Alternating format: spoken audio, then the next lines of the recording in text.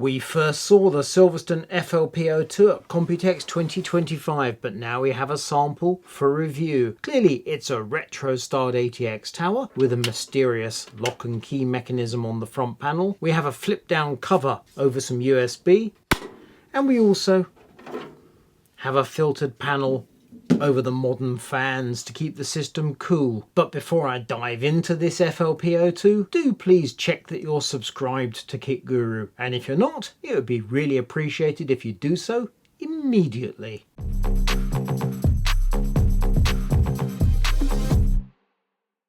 Meet the new MSI GeForce RTX 5090 Lightning Z.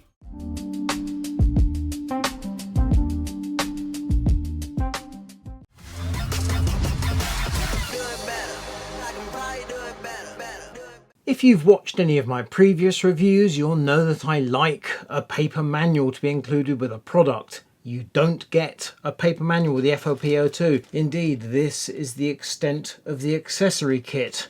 There is also a PDF on their website. So black mark for SilverStone for not including a paper manual, but let's just jump straight in and use our initiative. 2 thumb screws on the side panel. Away it comes. Very basic steel, no noise deadening material. The right hand panel, 2 thumb screws. It's the same deal. In fact, I think they are the same panel. So this came from over there. Swing the case round, offer it up. Yeah. The same panel times 2. At the front, we remove that ventilated panel over the 2 intake fans. 1 thumb screw away with the top panel. And now you can see 2 intakes at the front, 120s, a 120 at the rear exhaust.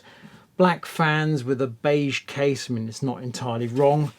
There's a part of me kind of would quite like some beige fans. In fact, this would be a good time to use Noctua fans in brown. I think.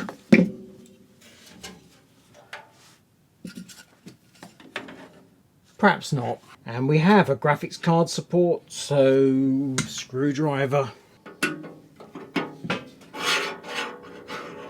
Oh, I see. It's God, it's a bit serious. 4 screws to mount it to the power supply shroud. Does that slide? It slides, it goes up and down. Okay, that's actually not a bad idea. We have at the front, we have what look like floppy bays. They are not, of course, floppy bays.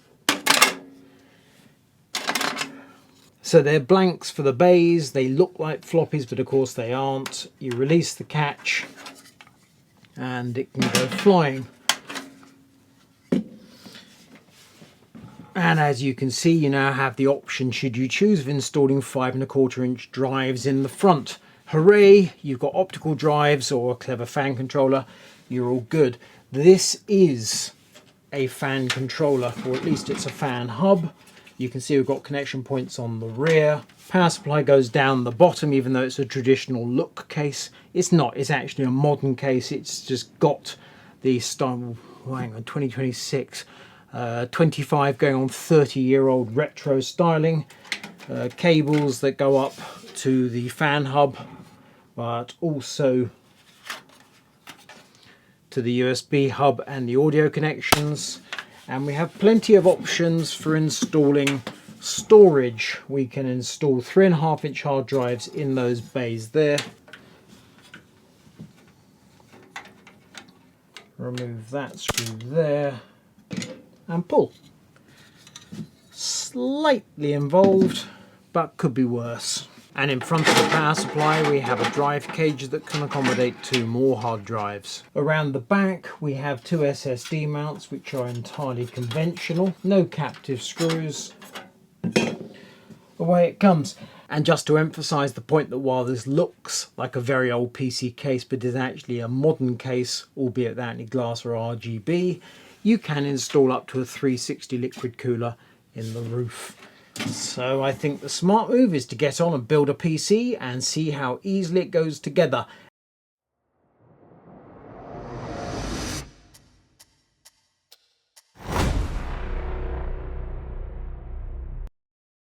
We'll start with the motherboard assembly. I'm using an MSI MPG Z890 Carbon Wi-Fi with an Intel Core Ultra 9 285K. Memory is Corsair Vengeance DDR5 6800. Power supply is a Montech Titan PLA 1000 watts. The OEM is Seasonic. It's fully modular, white in colour, and has stranded cables. I've got to do some cable management, and then we can move on to the CPU cooler. I've reached a bit of a quandary in my build. I've decided I'm using this Lian Li HydroShift LCD 360 cooler, which will go in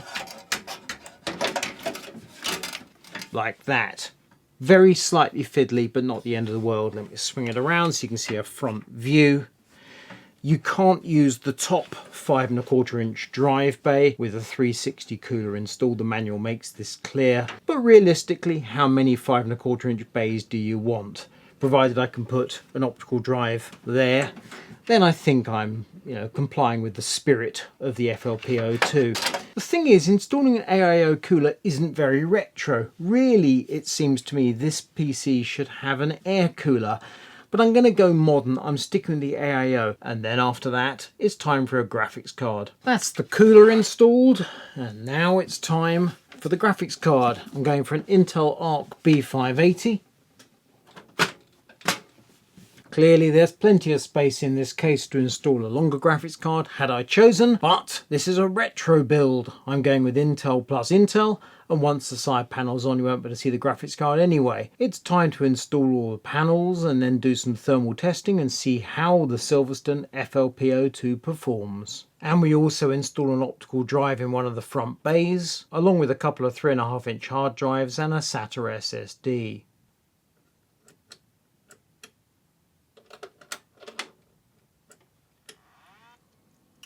With the PC running, we update the BIOS, install the Lian Li software for the AIO cooler, and then use MSI Center to set the lighting on the fans to white, which is more in keeping with the retro styling of this PC. But once the side panel's on, that becomes rather irrelevant. The 3 case fans are rated up to 2000 RPM, and the 3 fans on the AIO also rated up to 2000 RPM. This is very handy, as it means the display on the front of the case, which shows the percentage of fan speed, you can see the figures 50, that means 50%, and that means all 6 fans are running at 1000 RPM. And with 6 fans running at 1000 RPM, the system sounds like this.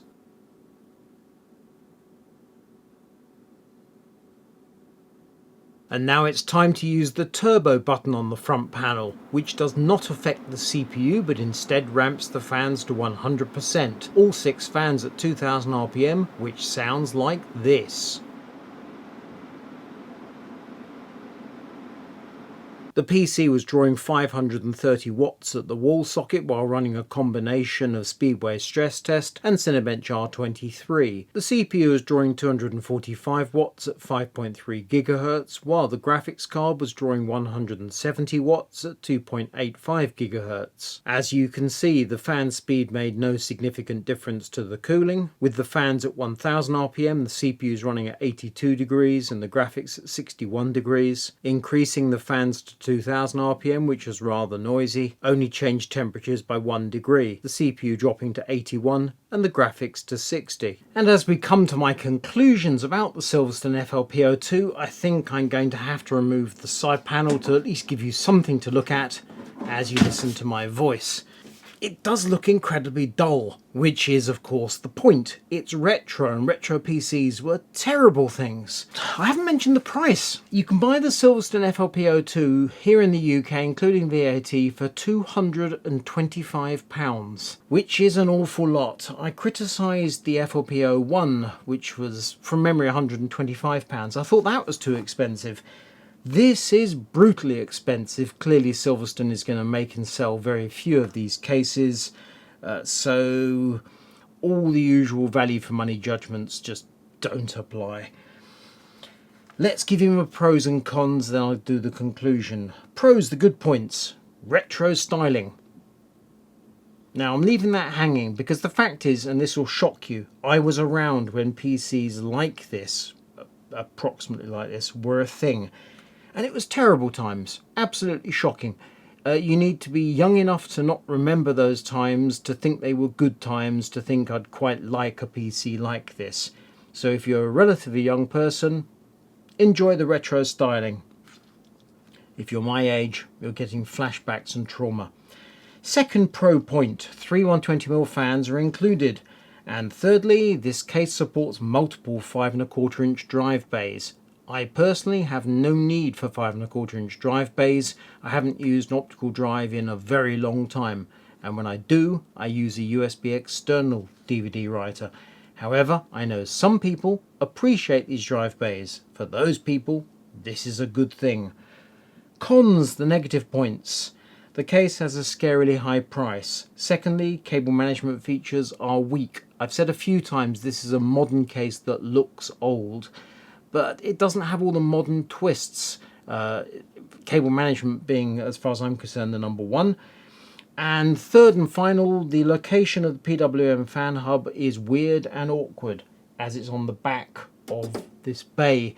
The reason, as you saw in my testing, is that it's connected to that front panel. So you've got the display showing you what percentage fan speed you're running at.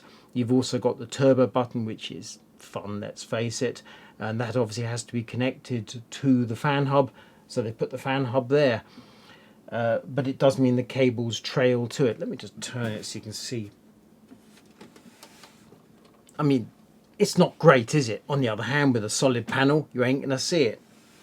And to my conclusions, if you're treating this FLP02 as a case of £225 and you're putting it up against all the other cases from SilverStone, in fact, but also Lian Li, Fractal, Corsair and the rest, then it is appalling. It's a 3 out of 10 and you have to hoot with laughter as you ignore it. It's awful. If on the other hand, you don't care about the price and you like the retro styling, we saw Thermaltake at CES has just shown a case that's approximately the same. We can see where they got the inspiration. But if the retro thing is your thing and the price just doesn't matter, it's a competent case, but it's not particularly good. Things like the brackets and so on are a little bit awkward, no captive screws. But you get the essentials. You can put loads of drives in it. You've got filters all over the place. It comes, as I say, with fans. So if you're prepared to give it some leeway, it's a 7 out of 10. It's a worth considering. Do please check us out on TikTok and with kitguru.net on the web.